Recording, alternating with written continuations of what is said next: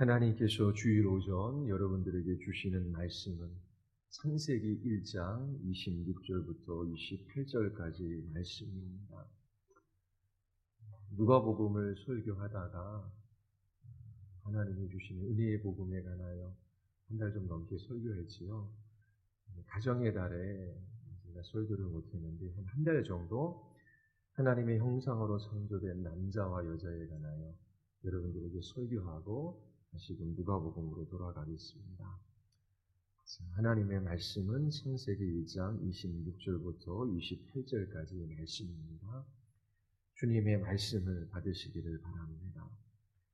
하나님이 이르시되 우리의 형상을 따라 우리의 모양대로 우리가 사람을 만들고 그들로 바다의 물고기와 하늘의 새와 가축과 온 땅과 땅에 기는 모든 것을 다스리게 하자 하시고 하나님이 자기 형상 곧 하나님의 형상대로 사람을 창조하시되 남자와 여자를 창조하시고 하나님이 그들에게 복을 주시며 하나님이 그들에게 이르시되 생육하고 번성하여 땅에 충만하라 땅을 정복하라 바다의 물고기와 하늘의 새와 땅에 움직이는 모든 생물을 다스리라 하시니라. 아멘. 기도하시겠습니다. 거룩하시고 자비로우신 하나님, 오늘도 하나님께서 우리에게 은혜 베풀어 주셔서 우리의 구원의 하나님을 기뻐하며 감사하며 찬양하게 하여 주심을 감사드리옵나이다. 하나님, 저희들이 이 시간 주의 말씀 앞에 섭니다. 말씀으로 우리에게 찾아오셔서 여호와의 아름다움을 갈망하며 하나님만만 구하는 저희들을 만나주시고 저희들이 오직 하나님 한 분으로 인하여 기뻐하며 오직 주의 영광과 그 이름을 위하여 살아가게 하여 주시옵소서. 성령 하나님께서 오늘도 우리의 예배 가운데 충만히 역사하여 주시기를 간절히 원하오며 예수 그리스도의 이름으로 기도드리옵나이다. 아멘. 아들이 아빠에게 묻습니다. 아빠, 여자가 아닌 남자라고 하는 것이 무엇을 의미하나요? 딸이 엄마에게 묻습니다. 엄마, 남자가 아닌 여자라는 것은 무엇을 의미하나요? 이러한 질문에 대하여 여러분들은 자녀들에게 어떻게 답변해 줄 수 있습니까? 남녀는 하나님께서 지으신 존재입니다. 하나님의 형상을 따라 남자와 여자를 지으셨어요. 남자와 여자가 하나님의 형상으로 지음받은 동등한 존재이지만 차이가 있습니다. 구별되는 존재예요. 남녀의 차이에 대한 진실을 자녀들에게 가르칠 수 있어야 합니다. 그리고 그 다름의 아름다움, 그 차이의 아름다움에 관해서 알려줄 수 있어야 합니다. 오래도록 남성 지배의 사회에서 여성들이 폭력을 당했어요. 최근에도 성폭력, 성추행에 대한 사건들이 많이 뉴스와 신문지상에서 오르내렸습니다. 때로 학대당하고 착취당하고 폄하당했던 역사입니다. 그래서 양성평등을 주장하고 여건 신장에 관하여 목소리를 높이는 사람들은 아예 이 성별의 차이를 무조건 무시하는 데까지 이르렀습니다. 그러나 성경은 분명히 하나님께서 자신의 형상대로 남자와 여자를 창조하셨다라고 말씀하십니다. 남자는 여자가 아닙니다. 여자는 남자가 아니에요. 우리는 남성과 여성으로서 자기 자신이 어떠한 존재인지를 알아야 합니다. 그러나 대부분의 사람들은 이 성 정체성에 대해서 무지해요. 그래서 갈등하고 다투고 싸우며 살아갑니다. 왜 하나님이 우리를 남자와 여자로 창조하셨는지 그것을 바르게 이해할 때에 서로 맺는 관계를 통하여 하나님의 영광을 위한 복된 삶을 살아갈 수 있습니다. 창세기 1장 27절에서 세 가지 진리를 발견할 수 있어요. 우리 다시 한번 읽어볼까요? 하나님이 자기 형상 곧 하나님의 형상대로 사람을 창조하시되 남자와 여자를 창조하시고, 첫 번째 진리는 하나님께서 사람을 창조하셨습니다. 두 번째 진리는 하나님은 우리를 자기 형상 곧 하나님의 형상대로 창조하셨습니다. 세 번째 진리는 하나님은 우리를 남자와 여자로 지으셨어요. 각각의 진리가 너무나 놀랍고 엄청난 진리입니다. 이 세 가지 진리만 바로 깨달아 알아도 그리스도인으로서 너무나 놀라운 삶을 살아갈 수 있습니다. 그러나 그리스도인이 아니어도 이 세 가지 진리를 믿는 사람들이 있어요. 유대인들이 그러합니다. 그들도 우리와 동일한 구약 성경을 경전으로 가지고 있어요. 이처럼 유대교 경전을 믿는 그들은 이 세 가지 진리를 받아들여요. 그러나 이 세 가지 진리들을 온전히 경험하지는 못합니다. 왜냐하면 이 세 가지 진리는 기독교를 가리켜요. 그리고 그리스도를 요청하고 있기 때문입니다. 이 세 가지 진리는 그리스도의 사역으로 인하여 빛을 발합니다. 기독교 안에서 확연히 드러나요. 자, 앞으로 한 3주 동안 하나님이 우리를 남자와 여자로 창조하셨다라고 하는 이 진리를 그리스도 안에서 살펴보기를 원합니다. 이 진리가 예수 그리스도 안에서 성취되어지는 것을 여러분들이 볼 수 있게 되기를 바랍니다. 자, 먼저 첫 번째 진리, 하나님께서 사람을 창조하셨어요. 이 또한 그리스도를 요청하는 진리입니다. 왜 하나님이 우리를 창조하셨을까요? 하나님께서 우리를 지으신 목적이 무엇입니까? 우리가 알고 있듯이 세상은 이 질문에 대하여 충분한 답을 해줄 수 없어요. 사람들에게 인생의 목적에 관하여 한번 물어보십시오. 아무리 생각해 보아도 우리의 삶의 목적이 어디에 있는지 이 세상은 가르쳐 줄 수 없어요. 우리가 무엇인가를 만들 때에 목적을 따라 계획을 따라 그것을 만들지요. 마찬가지로 하나님께서 인간을 지으실 때에 분명한 목적을 가지시고 인간을 창조하셨습니다. 오직 하나님만이 우리의 인생의 목적에 관하여 말씀해 주실 수 있으셔요. 이사야서 43장 7절에서 말씀해 주십니다. 네 이름으로 불려지는 모든 자, 곧 내가 내 영광을 위하여 창조한 자를 오게 하라. 그를 내가 지었고 그를 내가 만들었느니라. 하나님께서 사람을 하나님의 영광을 위하여 창조하셨습니다. 하나님을 기뻐함으로 하나님을 영화롭게 하는 삶을 살아가도록 우리를 지으셨지요. 그러나 우리가 이 세상과 사람들 가운데서 보는 것은 무엇입니까? 피조물인 인간들은 창조주신 하나님 앞에 마땅히 돌려야 할 영광을 돌리지 않습니다. 하나님께 감사하지도 않아요. 하나님 아니면 단 한순간도 존재할 수 없어요. 살아갈 수 없어요. 그럼에도 불구하고 자기 자신의 인생의 주인이 자기이고 자기의 생명의 주권이 자기에게 달린 것처럼 그렇게 살아갑니다. 창조주 하나님에 대한 반역입니다. 이처럼 하나님께서 분명한 목적을 가지고 인간을 창조하셨지만 인간의 타락으로 인하여 그 목적은 실패한 듯 보입니다. 그러나 성경은 구약에서 끝나지 않아요. 신약의 이야기가 필요합니다.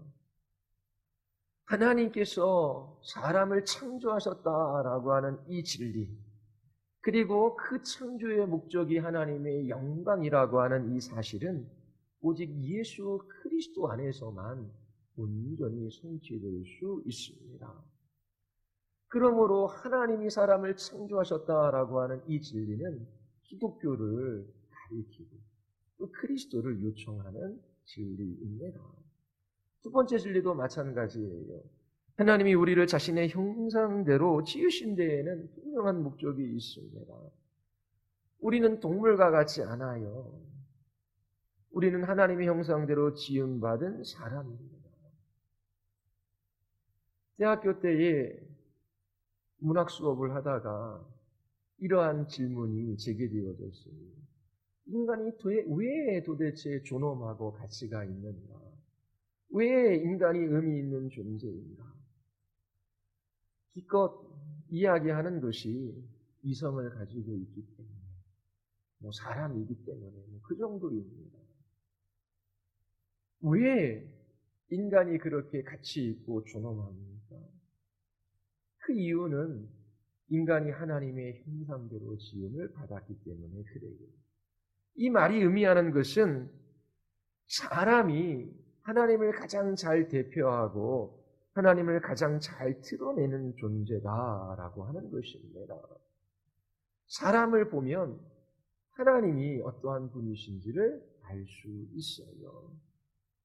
인간은 하나님을 대표하고 나타내는 존재로 지음을 받았습니다. 그래서 인간이 존엄한 겁니다. 그러나 인간이 타락합니다. 이 하나님의 형상대로 지음받은 인간들이 짐승보다 못한 삶을 살아가요. 그래서 혼란스러운 것입니다. 어떻게 인간이 이렇게 가치 있고 의미 있는 존재라고 말하는데 왜 이렇게 짐승보다 못한 삶을 살아갈까? 그 이유는 인간이 타락했어요. 그래서 그 하나님의 형상이 훼손되어졌기 때문입니다. 그래도 성경은 여전히 하나님의 형상으로 지음받은 가치 있는 존재임을 말하고 있어요. 창세기 9장 6절에 보면 다른 사람의 피를 흘리면 그 사람의 피도 흘릴 것이니 이는 하나님이 자기 형상대로 사람을 지으셨습니다. 자, 타락한 이후에 말씀하시는 것입니다. 인간이 비록 타락해서 하나님의 형상이 심각하게 훼손되었지만 여전히 그 형상이 남아있는 것입니다. 그래서 사람의 목숨을 해치는 일에 대하여 하나님께서 엄중히 말씀하십니다. 사람의 목숨을 빼앗는 그 일을 하나님을 해하는 일로 하나님께서 생각하셔요. 그래서 그렇게 사람의 목숨을 빼앗는 그 사람은 죽게 될 것이라고 말씀하십니다. 어떤 한 사람이 하나님을 믿지 않는 죄인일지라도 아무리 흉악한 범죄자일지라도 그는 짐승과 비교할 수 없을 정도로 가치 있는 존재예요. 왜냐하면 하나님의 형상으로 지음받았기 때문입니다. 그러나 하나님의 형상이 심각하게 훼손되었기 때문에 하나님께서 그를 창조하신 그 인간 본연의 삶을 살아가지를 못해요. 하나님께서 자신의 형상대로 우리를 지으신 목적을 따라 살아가려면 그 형상이 회복되어져야 합니다. 재창조가 필요해요. 우리가 변화되어져야 돼요. 구원받아야 됩니다. 이런 일들이 어디에서 일어납니까? 기독교 안에서 일어납니다. 예수 그리스도 안에서 이러한 일들이 일어날 수 있습니다. 에베소서 2장에 보면 여러분은 믿음을 통하여 은혜로 구원을 얻었습니다. 이것은 여러분에게서 난 것이 아니요 하나님의 선물입니다. 행위에서 난 것이 아닙니다. 그러므로 아무도 자랑할 수 없습니다. 그러면서 10절에서 이렇게 얘기해요. 우리는 하나님의 작품입니다. 어떤 의미입니까? 에베소에 있는 성도들입니다. 예수 그리스도를 믿는 사람들이에요. 선한 일을 하게 하시려고 하나님께서 그리스도 예수 안에서 우리를 만드셨습니다. 예수 그리스도 안에서 하나님께서 우리를 재창조하셨대요. 하나님께서 이렇게 미리 준비하신 것은 우리가 선한 일을 하며 살아가게 하시려는 것입니다. 그리고 사도 바울은 에베소서 4장에서 하나님의 형상을 따라 참 의로움과 참 거룩함으로 지으심을 받은 새 사람을 입으십시오. 하나님께서 우리를 하나님의 형상을 따라 지으셨어요. 그러나 거의 알아보지 못할 정도로 그 형상이 훼손되어졌습니다. 그 형상이 회복되지 않으면, 우리가 그리스도 안에서 재창조되지 않으면 결코 하나님의 형상대로 우리를 지으신 그 목적을 따라 살아갈 수 없어요. 그래서 이 진리는 예수 그리스도를 요구하는 것입니다. 하나님이 예수 그리스도 안에서 우리를 새롭게 하십니다. 그리스도 안에서 우리의 모든 죄를 용서해 주셔요. 그리고 우리를 그리스도의로 옷 입혀 주시지요. 우리를 거룩하게 하시고 마침내 영광의 자리에 이르게 하십니다. 이처럼 주의 형상으로 지음받았다라고 하는 이 진리는 예수 그리스도 안에서 찬란하게 빛날 수 있습니다. 예수님만이 우리 안에 하나님의 형상을 회복하고 우리로 하여금 하나님께서 창조하신 그 본연의 삶을 살아가게 하실 수 있는 분이십니다. 자, 세 번째 진리도 마찬가지입니다. 하나님께서 우리를 남자와 여자로 창조하셨어요. 이 진리에 관하여 앞으로 설교할 텐데요. 이 진리도 역시 기독교 안에서 그 의미가 밝히 드러납니다. 예수 그리스도 안에서 이 진리가 완성되어지지요. 자, 그러면 어떻게 이 진리, 하나님께서 우리를 남자와 여자로 창조하셨다라고 하는 이 진리가 기독교를 가리키고 그리스도를 요구합니까? 우리는 이것을 두 가지 방식으로 파악할 수 있어요. 하나는 결혼의 신비로부터입니다. 다른 하나는 역사 가운데 죄로 인하여 남자와 여자가 맺는 그 추한 관계를 보면 이 진리가 그리스도를 요구한다라고 하는 사실을 알 수 있어요. 자, 먼저 결혼의 신비입니다. 창세기에서 이 결혼의 신비에 관해서, 비밀에 관해서 말하는 구절이 있어요. 2장 24절입니다. 같이 한번 보십시오. 자, 하나님께서 모세를 감동시키셔서 이 성경을 기록하게 하셨지요. 이것은 모세의 기록인 동시에 하나님의 말씀입니다. 자, 모세는 이 결혼의 신비에 관하여 말하기 전에 하나님께서 여자를 창조하신 것을 설명하고 있습니다. 창세기 2장 22절 23절입니다. 여호와 하나님이 아담에게서 취하신 그 갈빗대로 여자를 만드시고 그를 아담에게로 이끌어 오시니 아담이 이르되 이는 내 뼈 중에 뼈요 살 중에 살이라 이것을 남자에게서 취하였은즉 여자라 부르리라 하니라. 그리고 24절에서 이렇게 말하죠. 우리 같이 한번 읽어볼까요? 이러므로 남자가 부모를 떠나 그의 아내와 합하여 둘이 한 몸을 이룰지로다. 자, 결혼의 비밀에 관하여 우리에게 말씀하고 계셔요. 이처럼 남자와 여자를 창조하셨어요. 그리고 나서 결혼에 관해서 말씀하십니다. 이 결혼의 신비가 하나님께서 우리를 남자와 여자로 창조하셨다라고 하는 이 진리를 나타냅니다. 또 이 결혼의 신비는 예수 그리스도 안에서 그 의미가 드러납니다. 그러므로 하나님께서 남자와 여자를 창조하셨다라고 하는 이 진리는 예수 그리스도를 요구하는 거예요. 예수 그리스도 안에서 밝히 드러나는 것입니다. 어렵지 않으시죠? 예. 예, 앞으로 3주 동안 들어보십시오. 자, 사도 바울이 에베소서 5장 31절에서 이 구절을 인용해요. 그러므로 사람이 부모를 떠나 그의 아내와 합하여 그 둘이 한 육체가 될지니. 자, 그리고 나서 32절에서 이렇게 말합니다. 이 비밀이 크도다. 이 비밀이 뭡니까? 하나님께서 남자와 여자를 창조하시고 결혼을 정하셨어요. 이 결혼의 신비, 이 결혼의 비밀이 크대요. 그러면서 그 신비가 무엇인지, 그 비밀이 무엇인지를 말해요. 나는 그리스도와 교회에 대하여 말하노라. 남자와 여자의 창조, 그리고 결혼으로 이끄신 하나님, 그리고 그 결혼의 신비에 관하여 성경이 이야기하는데 나는 그리스도와 교회에 대하여 말한다라고 합니다. 바울은 결혼의 의미가 무엇인지 우리에게 설명해 주고 있어요. 결혼은 그리스도와 교회의 관계를 나타내는 무대입니다. 남편들은 교회를 향한 그리스도의 사랑을 아내들에게 나타내도록 부름을 받았어요. 그리고 아내들은 그리스도를 향한 교회의 기꺼운 순종을 남편들에게 나타내도록 부름을 받았지요. 하나님께서 남자로 지으시고 여자로 지으셔서 이렇게 결혼의 신비 속에 두신 목적이 바로 여기에 있어요. 그리스도와 교회의 아름다운 연합을 나타내는 것입니다.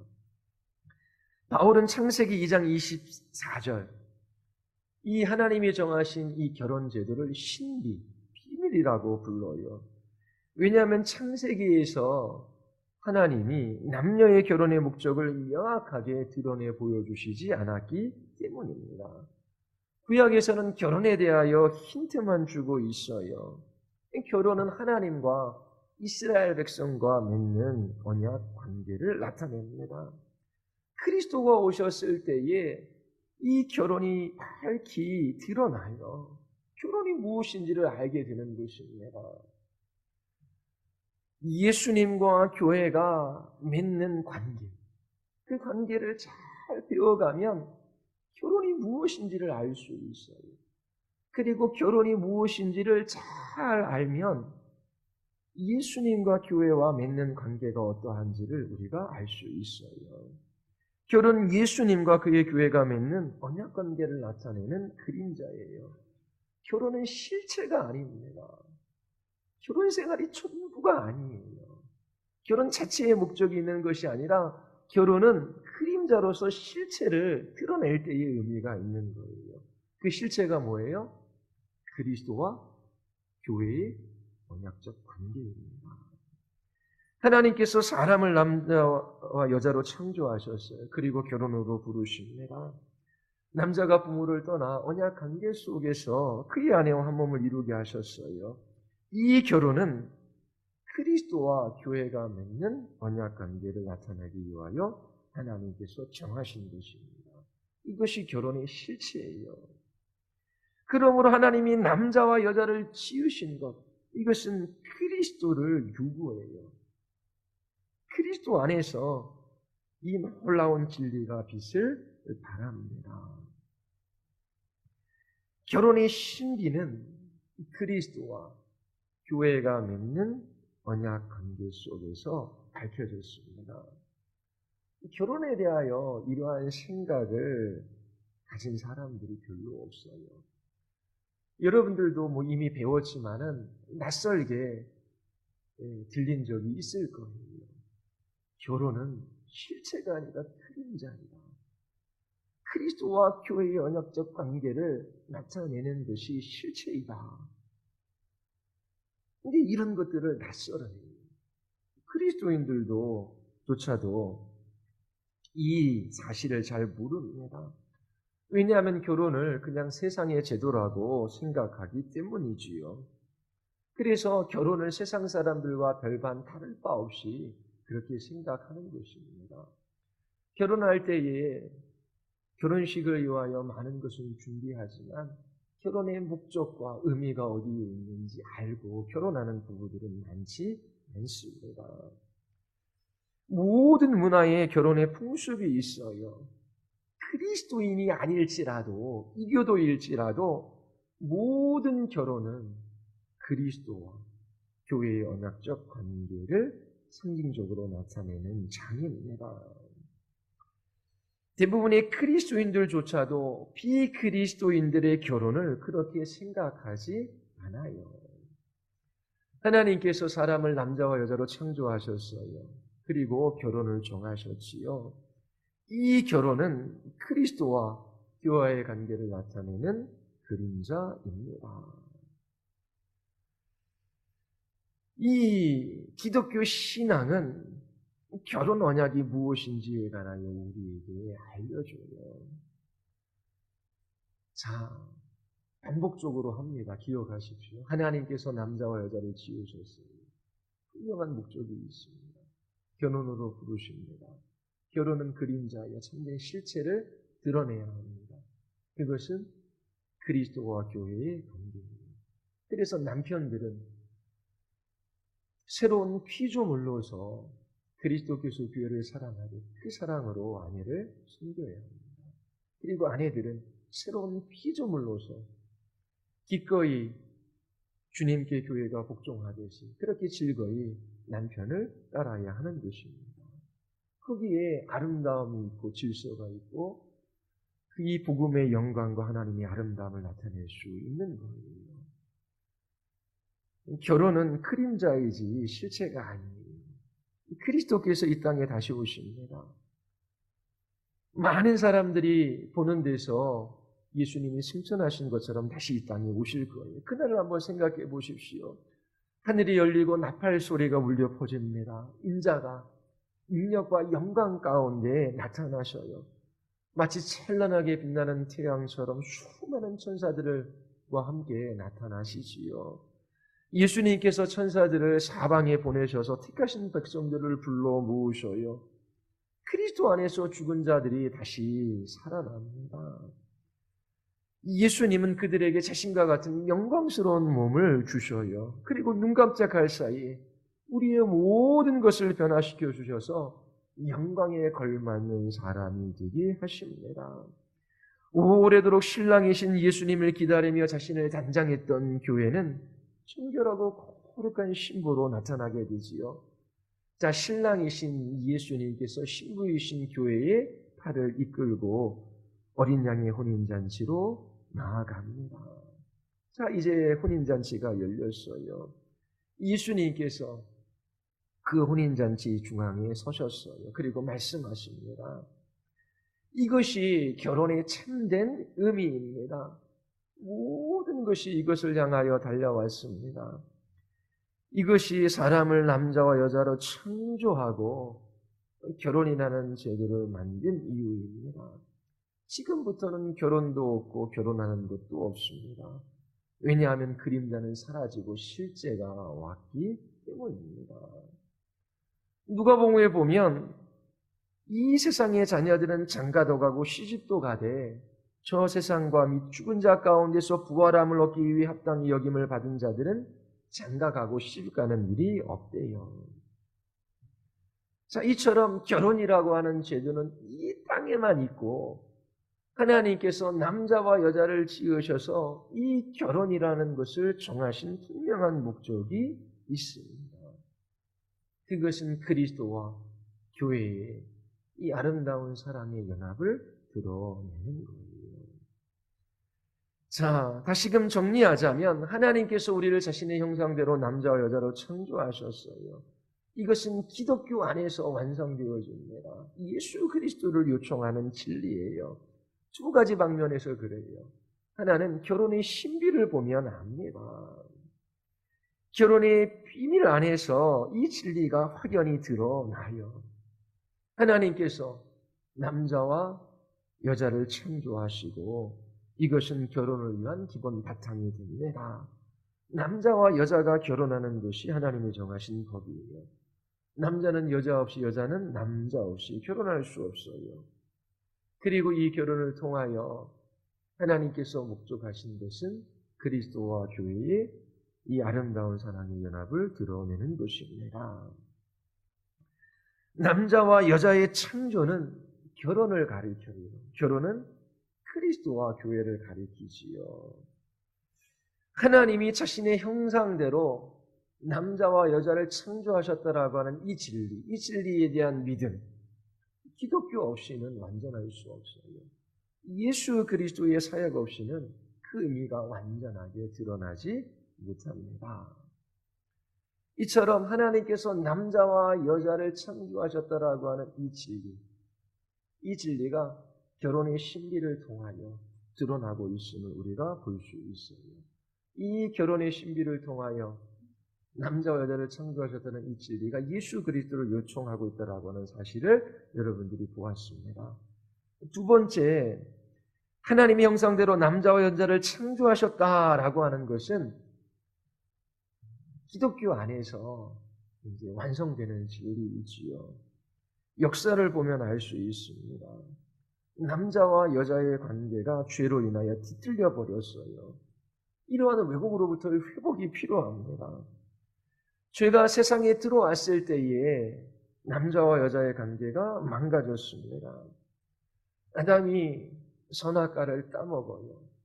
하나님께서 아담에게 찾아오시지요. 그리고 무슨 일이 일어났는지 물으십니다. 아담은 창세기 3장 12절에서 이렇게 말해요. 하나님이 주셔서 나와 함께 있게 하신 여자, 그가 그 나무 열매를 내게 주므로 내가 먹었나이다. 아담은 자기 자신의 불순종의 원인이 마치 하나님과 하와에게 있다는 듯 말합니다. 하와 때문에 제가 선악과를 먹었습니다. 그 하와는 하나님이 제게 주신 여자입니다. 그러므로 선악과를 따먹은 이 불순종의 원인은 하나님과 아담이 주신 여자가 제공한 것입니다. 선악과를 먹은 것으로 인하여 누군가 죽어야 한다면 그 죽어야 할 사람은 하와입니다. 이렇게 말하는 것과 같아요. 모든 가정 폭력이 여기에서부터 시작되었습니다. 아내를 학대하는 것, 성폭력과 성추행, 그리고 하나님의 형상대로 지음받은 여자를 무시하는 것이 바로 여기에서부터 시작되었습니다. 하나님이 창세기 3장 16절에서 타락한 남자와 여자에게 저주를 선언하셔요. 여자에게 이렇게 말씀하십니다. 내가 내게 임신하는 고통을 크게 더하리니 내가 수고하고 자식을 낳을 것이며 너는 남편을 원하고 남편은 너를 다스릴 것이니라. 자, 이게 저주가 이 시대에 나타나는 형식입니다. 죄의 결과로 말미암아 하나님의 저주가 임했어요. 그 저주의 방식이 뭐냐면 여자는 남편을 원하고 남편은 여자를 다스리는 거예요. 앞으로 다음 주에 이걸 설교할 텐데요. 남성과 여성 사이에 갈등이 있다라고 하는 것입니다. 지배하는 남성, 그리고 구속하고자 하는 여자. 이것은 하나님의 형상으로 지음받은 남자와 여자의 본의가 아닙니다. 이것은 죄로 인하여 어긋난, 왜곡된 남자와 여자의 모습이에요. 우리의 가정생활에서 경험하는 것이고 이 사회에서 경험하는 것이에요. 이러한 관계의 어그러짐은 예수 그리스도를 요구해요. 예수 그리스도만이 이 남자와 여자의 관계를 회복시킬 수 있으셔요. 어그러진 관계를 바르게 하고 잘못된 관계를 고쳐주실 수 있으십니다. 하나님이 우리를 자신의 형상대로 남자와 여자로 지으셨어요. 그렇다면 남자와 여자는 동등합니다. 상호 존중하며 조화를 이루고 서로 보완하며 한 몸으로 살아가도록 부름을 받았어요. 그러나 이 세상에서 그런 아름다움, 그 질서, 그 상호 보완의 그 좋은 것들을 우리가 잘 보지 못해요. 네 가정 중에 한 가정이 이혼하지요. 그리고 부부간에 끊임없는 갈등과 다툼이 일어납니다. 그리고 이 세상에서 남자는 여자를 지배하고 또 여자들은 그 하나님께서 주신 그 본의를 따라 그렇게 살아가지 못하는 모습을 봅니다. 그 예능 프로그램의 김숙인가요? 예전에 그런 말을 해서 사람들이 좋아했더라고 합니다. 나는 조신한 남자를 원해. 내가 바깥에 일어날 테니까 당신은 집에서 살림해. 그러면서 딱 여자들이 좋아했나요? 남자들이 좋아했나요? 웃자고 하는 얘기겠지요. 그런데 세태를 반영하는 것입니다. 하나님이 지으신 남성성과 여성성에 대하여 잘 알지 못하기 때문에 그러한 이야기를 하는 것입니다. 예수님이 우리를 회복시켜 주셔야 돼요. 그때에 우리는 상호 존중하고 조화를 이루고 보완하고 아름다운 연합을 이룰 수 있습니다. 그리고 그 속에서 우리를 지으신 그 목적을 따라 인간 본연의 삶을 살아갈 수 있습니다. 예수님이 가져다주는 회복이 있어요. 베드로전서 3장 7절에 보면 그리스도인 남편과 아내를 생명의 은혜를 함께 이어받을 자로 말합니다. 생명의 은혜를 함께 이어받을 자. 이것이 의미하는 바가 무엇입니까? 이것은 그리스도 안에서 남자가 여자가 회복되어지는 것을 말하고 있어요. 무엇이 회복되어지는 것입니까? 하나님께서 자기 자신의 형상을 따라 남자와 여자를 지으셨어요. 이처럼 남자와 여자로 지으신 그 본의가 회복되어지는 것입니다. 그래서 남편들은 아내를 그리스도께서 교회를 사랑하듯이 사랑할 수 있게 하시고 또 아내들은 교회가 그리스도를 향하여 기꺼이 자발적으로 즐거이 순종하는 것처럼 그렇게 남편을 존중하며 아름다운 관계를 맺도록 회복시켜 주시는 거예요. 그리스도께서 남자와 여자를 생명의 은혜를 함께 이어받을 자로 회복시켜 주십니다.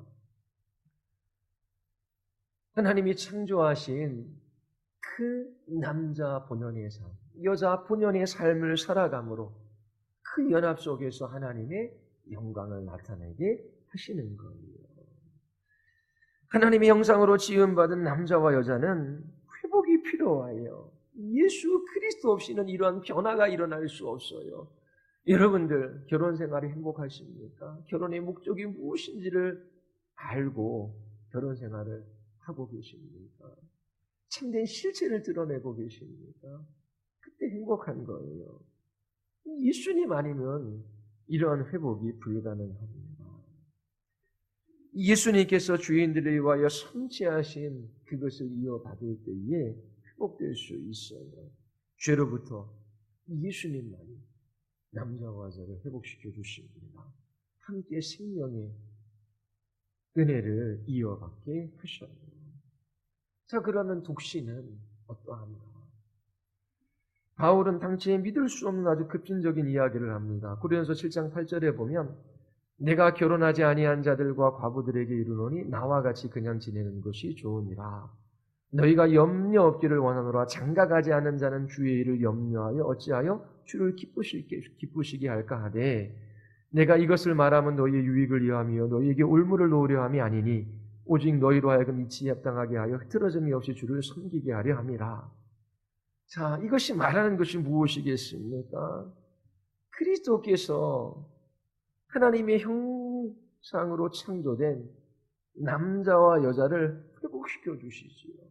그런데 회복시켜 주시는 것은 결혼에 의해 좌지우지되는 것이 아닙니다. 바울은 독신 생활을 했어요. 그는 남자든 여자든 독신으로 하나님을 어떻게 섬겨야 하는지 그의 삶 속에서 알았고 실천했습니다. 자, 결혼은 이 세상에만 있는 일시적인 제도예요. 사람이 죽은 사람들 가운데서 다시 살아날 때에 장가도 가지 않고 시집도 가지 않는다라고 말합니다. 이것이 말하는 분명한 의미가 있어요. 결혼은 그림자이지 실체가 아니라고 하는 거예요. 결혼 그리스도와 교회의 관계를 나타낼 때에 결혼으로서의 의미가 있는 것입니다. 우리의 신랑이신 예수님이 이 세상에 다시 오시는 날 교회는 어린 양의 혼인잔치에 참여하게 돼요. 그리스도와 교회의 연합에 부부간의 연합은 자리를 내줘요. 실제가 나타났기 때문에 그림자는 사라지는 것입니다. 하나님 나라에서 결혼 생활을 하는 것도 시집가고 장가가는 것도 없어요.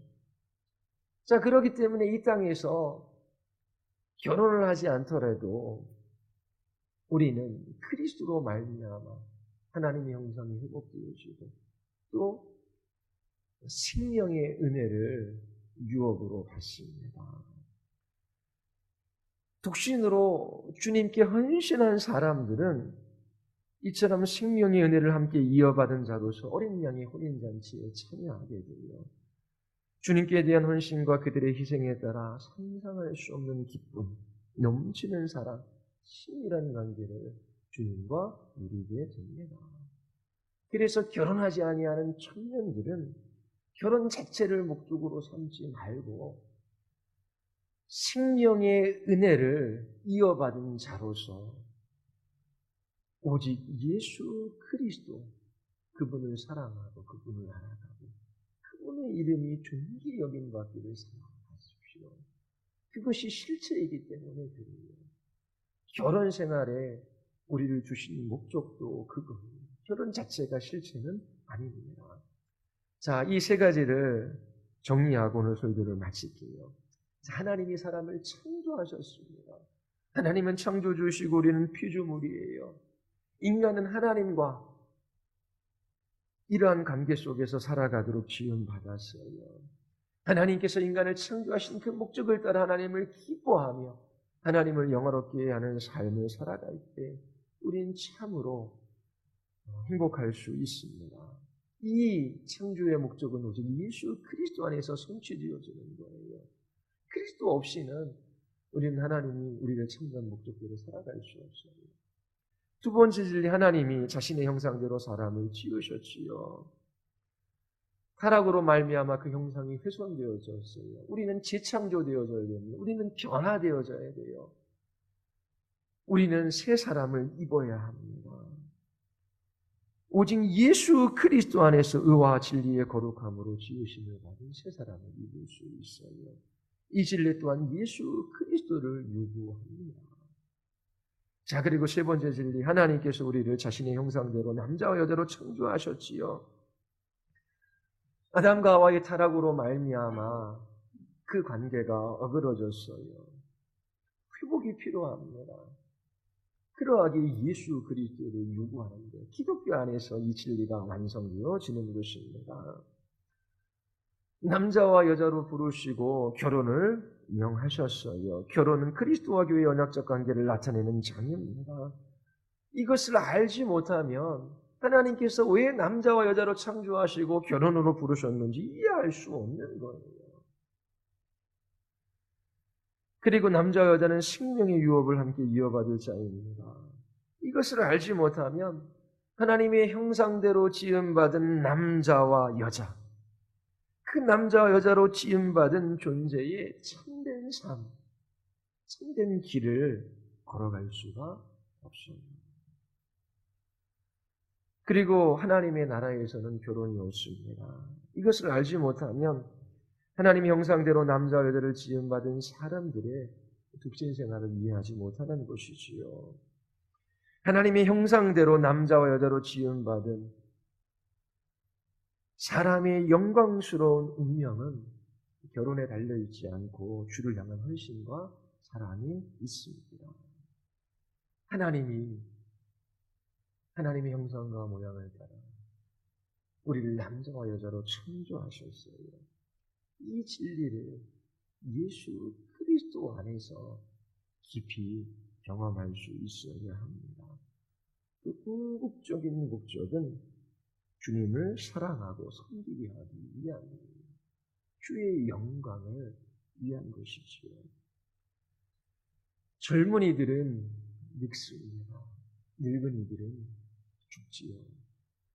요즘에 제 마음에 떠나지 않는 말입니다. 제 얘기 아니라 이어령 씨의 말입니다.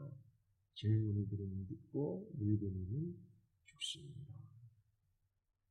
지난주에 참 자유에 관하여 여러분들에게 소개했어요.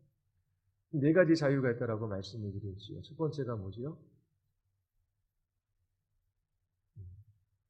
설교 다시 들으십시오. 첫 번째가 뭐지요? 입이라도 뻥끗 한번 해보십시오.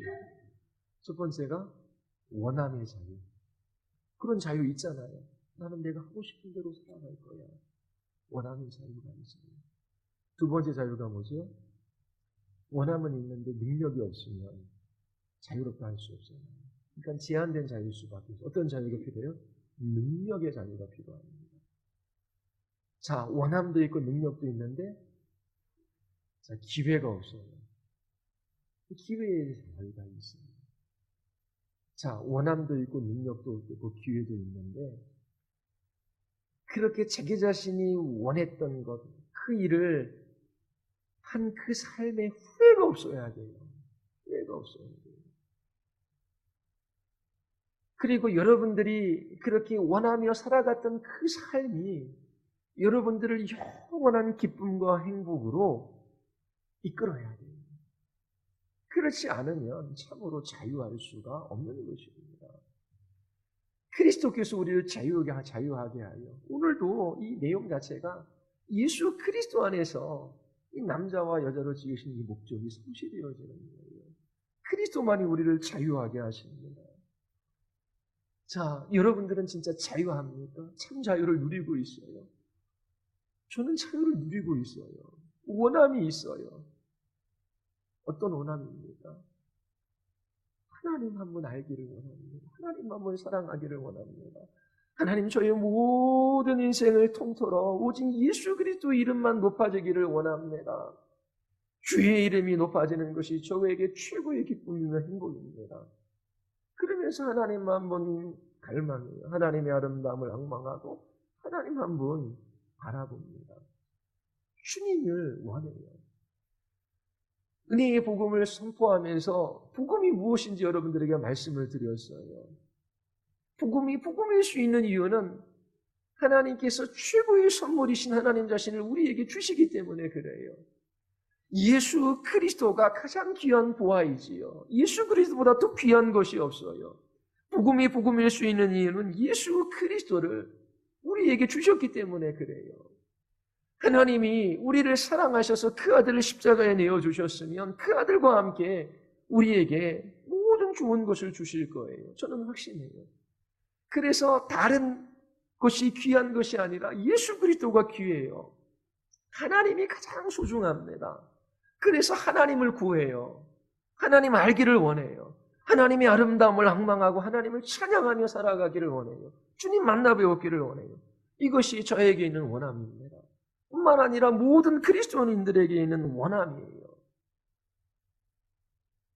그리고 그렇게 살아갈 수 있는 능력이 있어요. 그게 뭐 은혜예요. 은혜로 살아가요. 은혜의 힘이 있어요. 하나님께서 은혜로 우리에게 찾아오셨어요. 그리고 은혜를 주셔요. 날마다 은혜로 우리를 붙들어 주시고 이끌어 주셔요. 나의 힘이 아니라 나의 능력이 아니라 하나님의 은혜의 힘으로 살아가게 하셔요. 능력의 자유가 있어요.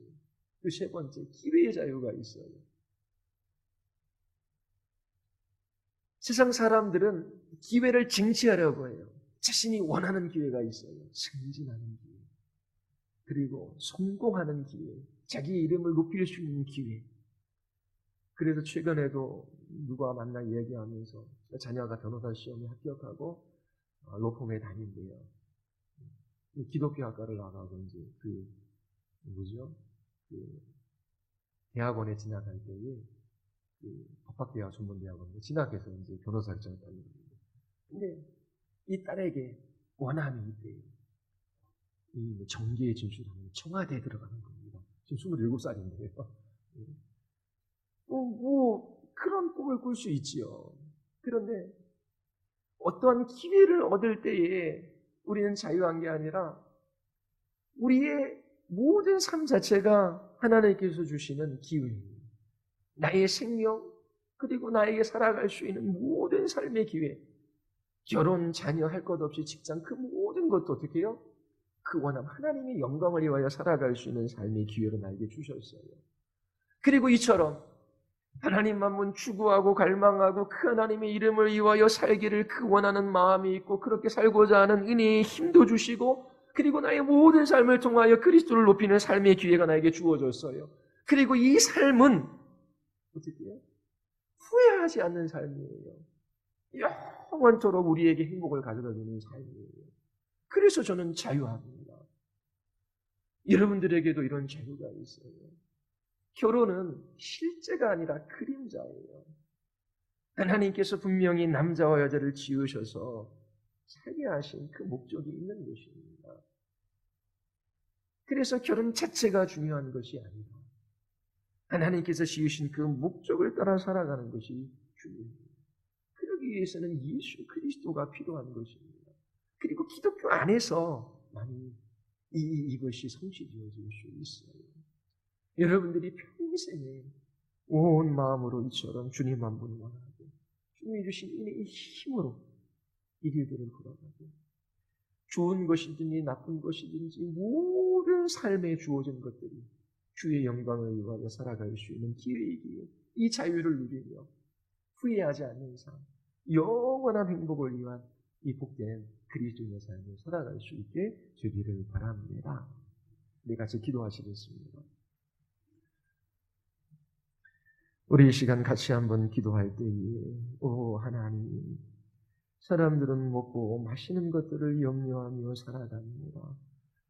원하는 것을 하며 마음껏 자유를 누리기를 원합니다. 그러나 세상이 주는 자유는 숙박되고 제한된 자유일 수밖에 없습니다.